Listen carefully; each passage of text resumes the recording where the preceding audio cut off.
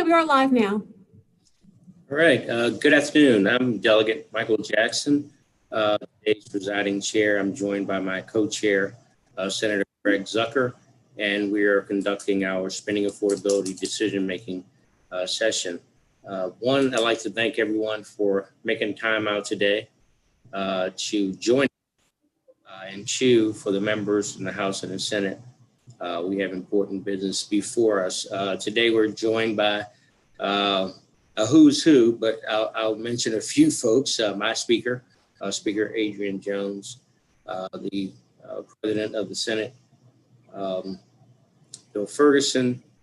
We have the chairs, the Appropriation Chair McIntosh and B&T Chair Senator Gazzoni, and I believe we also are joined by Ways and Means Chair Ann Kaiser.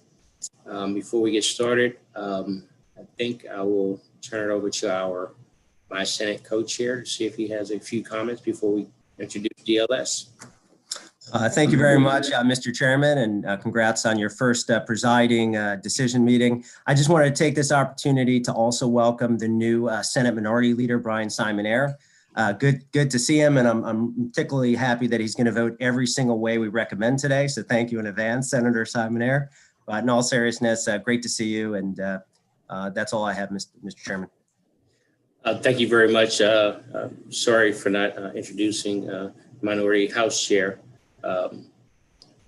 Nick Kipke. I'll turn it over to DLS. Before that, I will introduce our Executive Director of DLS, Department of Legislative Services, Vicki Gruber, and I'll turn it over to your team.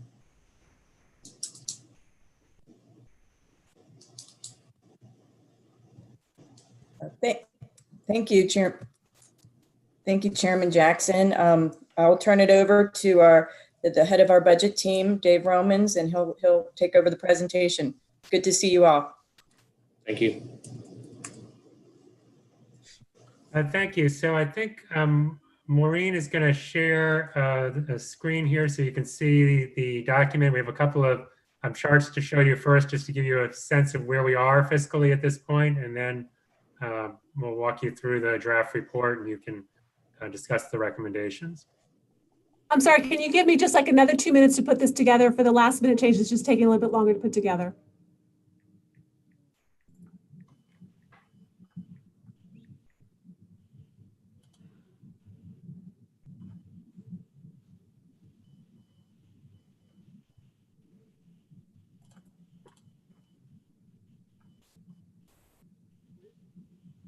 And I will too extend my congratulations to Senator Simon-Air. Welcome, sir.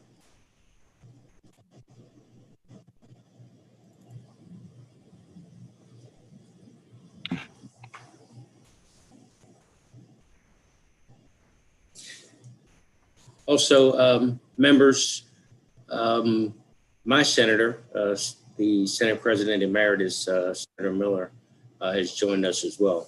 Great to have you with us, Senator. Great. A bit of personal privilege. Hey, thank you for recognizing me. It's always a privilege and pleasure to be here with the leadership of the Senate and the House, and I particularly want to be glad to be here with the new President of the Senate, Bill Ferguson, who, along with the Speaker, is doing a fantastic job. I'm just honored to be a member of this committee. Yes, sir.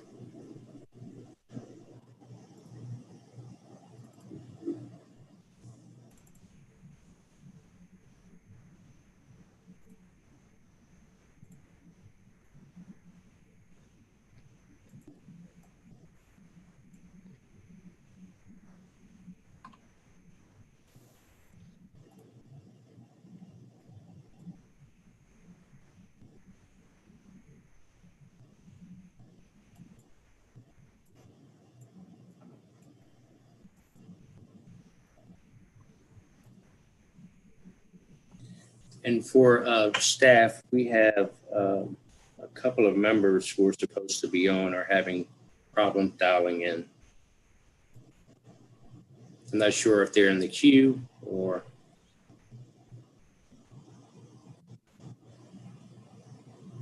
Okay, sorry about that. I'm ready to share the screen. All right, thank you.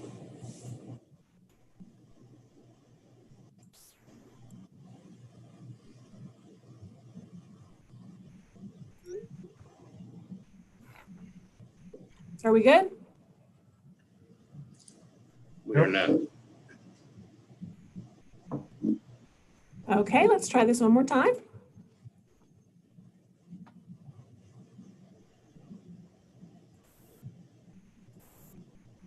Can you see now? Yes. Yes. Okay. Thank you. Okay. I'm not sure. I think we also had a little technical issue that Teresa Jasinski, our revenue expert, I don't think is on at the moment. So I'm going to start out. I made it, Dave. Ah, there you are. All right. Well, I'm Sorry, gonna, I was under the impression it was at 4 o'clock, so I apologize. all right. So Teresa is going to start out just giving you sort of an update on the revenue picture based on what the Board of Revenue Estimates did last week, and then we'll move forward from there. All right, thank you. As you can see in this chart, as I'm sure you're aware, the Board of Revenue Estimates met last Friday and adopted a new revenue forecast. The chart here is comparing it to their previous forecast, which was done in September. That's the forecast we presented to the Spending Affordability Committee meeting back in October. There was a small upward revision in fiscal 21 of about $64 million. That's a 0.3% increase. A somewhat larger 0.7% increase in fiscal 22, or $143 million. The revision reflects a slight improvement in the economic outlook, especially for wage income, which in the second quarter, which data came out after the September estimate, was a little bit better than expected. So the BRE did revise up the wage estimate for calendar 20. More significantly, there was an upward revision to the estimate for capital gains income. The September estimate was based on a Moody's Analytics forecast of capital gains income. That was quite bearish for both calendar 21 and calendar 22. And given the performance of the stock market since then, it just doesn't really seem likely. So there was an upward revision to capital gains. And that is mostly impacting the income tax, the personal income tax, which was revised up in both years. The year-to-date performance so far of general fund revenues, which we have data through November, that also, I think what happened was there was something important, like it moved quick enough. That also contributed to the upward revision, especially for the lottery. The lottery was revised up due to just very strong performance year to date. But there were also some downward revisions because of the year-to-date revenues in the estate and inheritance tax, district courts, and interest earnings. And then at the bottom of that chart, which you're not seeing anymore, but there was an upward revision to the blueprint fund, the sales tax going to the blueprint fund, again, reflecting just strong performance of that revenues from the remote sellers and the marketplace facilitators continuing to grow very strongly. So there's an $83 million upward revision to the blueprint fund revenue from the sales tax. And that basically summarizes the revision, and I'm happy to take any questions.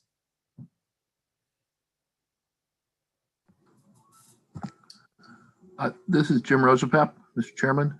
Mhm. Could I ask a question? Yes, and I would Yes, just go ahead.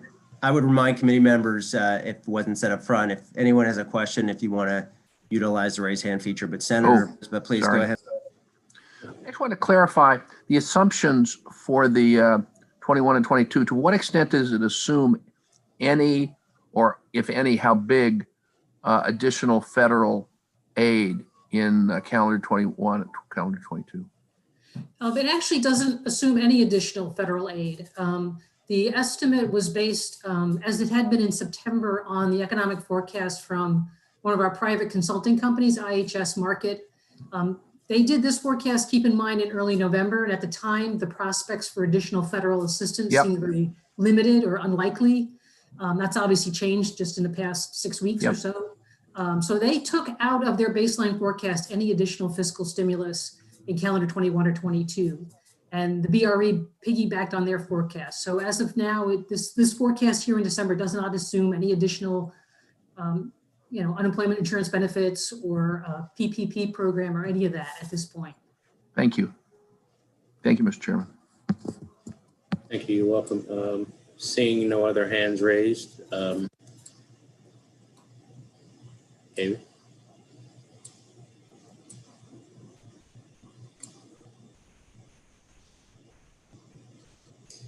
Are you muted? So this next slide looks at the general fund outlook, updated from what we showed you in November to take into account the BRE adjustments and a couple of other tweaks to our spending forecast. If you look at the numbers in the box, the cash balance, the top set of numbers in that box, for fiscal 21, we're expecting to close with a $778 million surplus. And then for fiscal 22, negative $632 million shortfall. So while we're able to get through the current year, it looks like okay. There are some challenges for fiscal 22.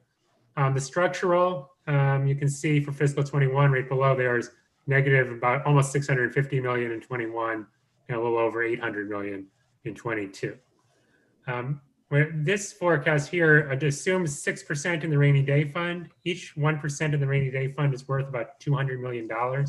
So if you were to go down to 5%, that would reduce the budget shortfall by 200 million and leave you with about $432 million shortfall. So there's a lot of cash to help address the budget shortfall if necessary. All right, if we go to the next page. So we wanted to put the structural gap that you're looking at this spending affordability meeting in context of the last 15 years or so in terms of what you were facing when you set spending limits. And you can see 817 million is pretty rough compared to where we've been over the last 7 or 8 years, but is actually quite a bit better than where we were during the last recession, in the Great Recession. So while this is challenging, it is not on the magnitude of what the state dealt with 10, 12 years ago. Let's go to the next slide. All right, now this chart is an update of our structural budget outlook chart for 21 through 26. The blue bars show you our baseline with the new BRE numbers. What I find somewhat interesting and encouraging from a fiscal standpoint is that while it's 816 million shortfall in fiscal 22, the gap starts falling, and by fiscal 26 gets down to 339 million. So without any extraordinary actions being taken, we seem to be on a favorable path. Now, one of the reasons for that is that right now we're seeing pretty high enrollment in our entitlement programs, as you would expect, given where the economy is. And the forecast assumes that over time, those caseloads will start to drop as the economy recovers from the pandemic. The other thing to note in this chart is the red line shows you the structural gap for each year. If the General Assembly were to override the governor's veto on Kerwin and the tobacco tax bill and the sales tax on digital download, if those 3 things were overridden, the forecast actually gets better. And you might wonder how that can be with the Kerwin cost. But the Blueprint Fund, which is the primary funding source for Kerwin, actually will have enough money through fiscal 26 to pay for the Kerwin costs. And one of the reasons for that is that we've seen such growth in our online sales, and some of that revenue goes to the Blueprint Fund, that the Blueprint Fund's revenue estimates have gone up in both September and again in December. So in the short term, the Kerwin is affordable. If we were to play this out 4 or 5 more years, you would start seeing some general fund costs being added to the outlook. But in the near term, it doesn't add any cost to the general fund outlook. Next slide.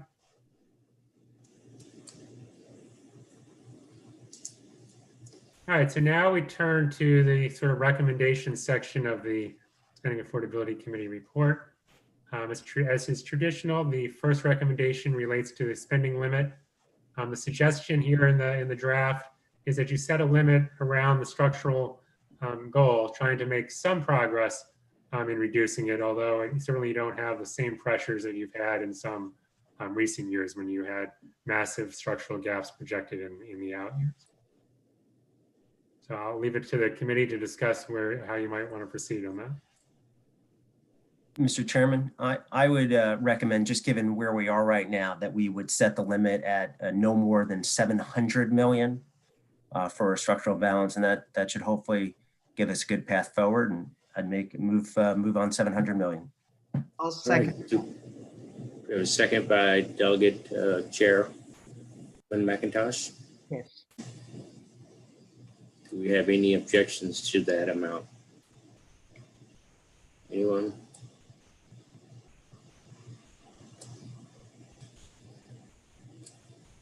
David, I think that, Okay, we'll move on to the next page. thank you. All right, and the next page relates to fund balances, and there's a number of recommendations here. I'll start with the first bullet. The first bullet relates to the general fund balance. In recent years, you've left about 100 million balance in the general fund. And the logic to that has been that you want to have a little bit of cash there if things go badly or some unexpected costs come up that need to be funded in deficiencies next session. So like I said, it's been a number of years now that you've left about 100 million balance in that account. I would make a motion that we stay consistent with previous years. That 100 million cash balance is important and it'll give us a cushion. So I'd move to have $100 million fund balance. I second that.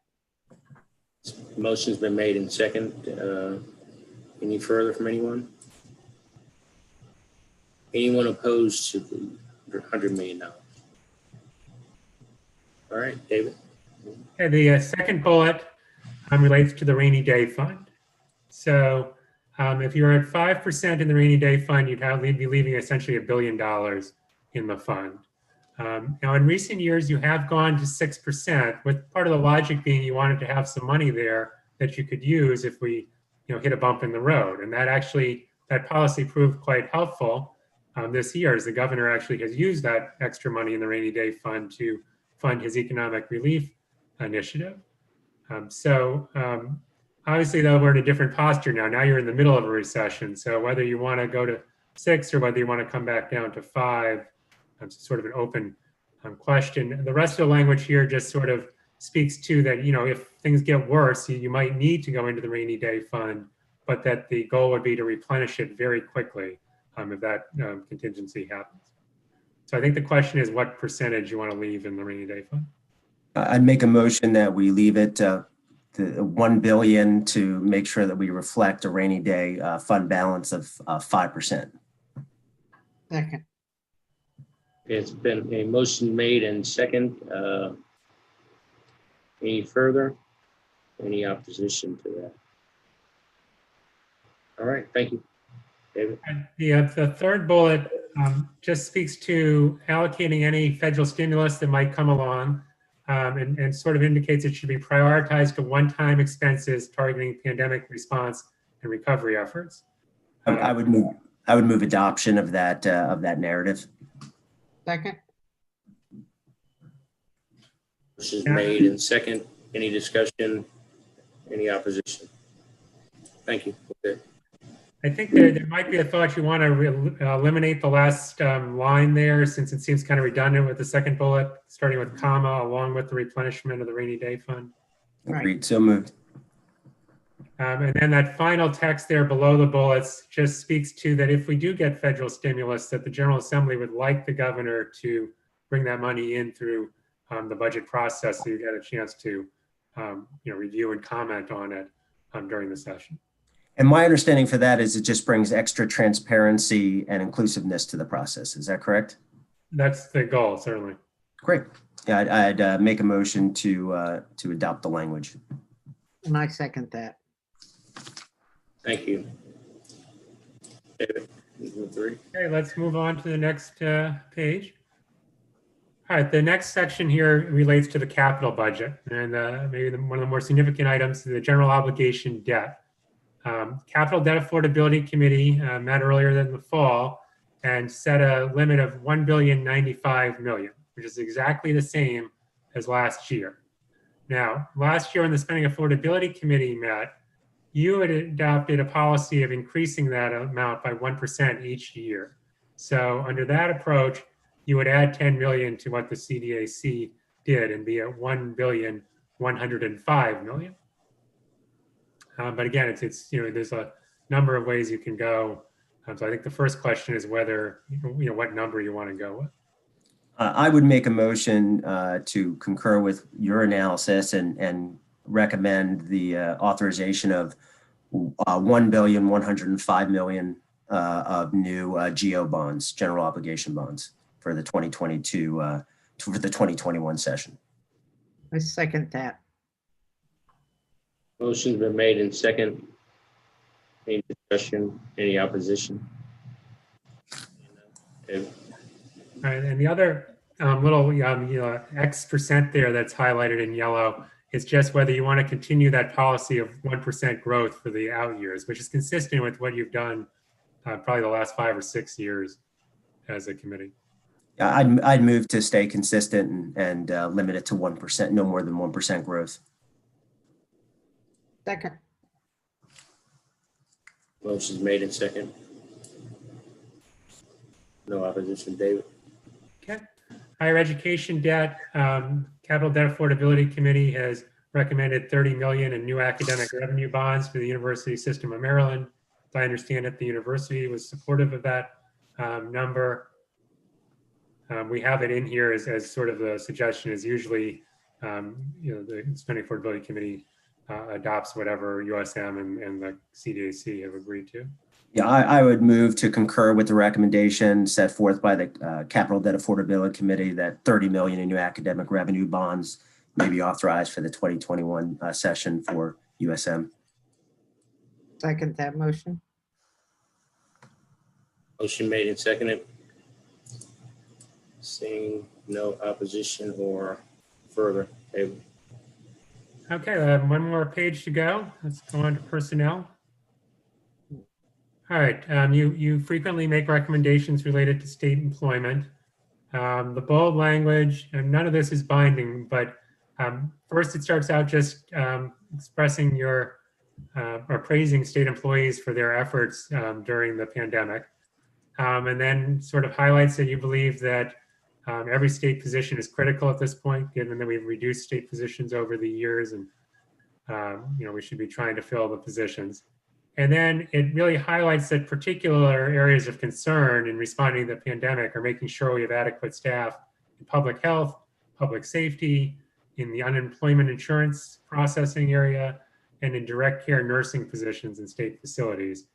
And then the final sentence just kind of reemphasizes that focus particularly on unemployment insurance and public health being the areas that we really just need to keep hiring in to keep up with the needs.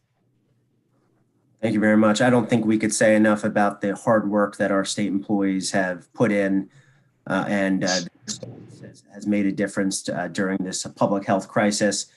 And obviously, people are still hurting out there, and any not only message we can send, but any actions we could put behind our words is important. I would move for adoption of this narrative.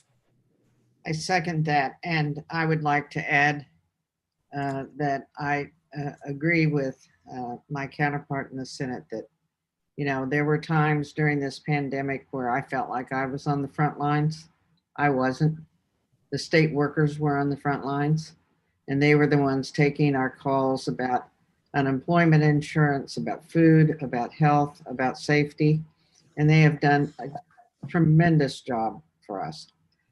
So I'd just like to salute our state workforce, in particular this year and every year, but in particular this year.